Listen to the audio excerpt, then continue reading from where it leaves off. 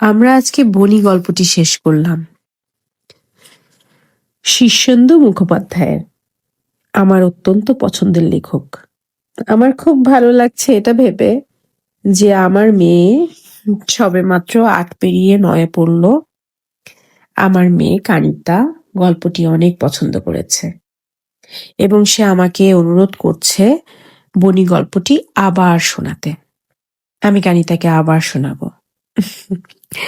এই বইগুলো অনেক পুরনো হয়ে গেছে, কভার ছিঁড়ে গেছে, অনেকবার মনে হয়েছে যে বইগুলো ফেলে দিব, কিন্তু ফেলিনি।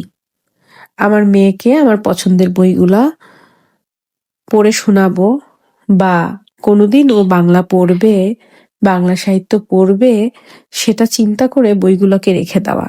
যাক, এই বইটার অবস্থা অনেক খারাপ, কিন্তু এই বইটা আমি আমার মেয়েকে পড়ে শুনিয়েছি, আমার মেয়ে খুব খুশি হয়েছে, সেটা ভেবে আমার খুবই ভালো লাগছে।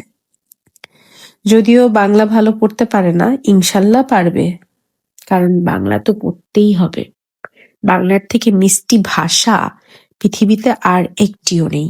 হ্যাঁ, আরেকটা ভাষা আমার কাছে পার্সোনালি খুব মিষ্টি লাগে, সেটা হচ্ছে উর্দু।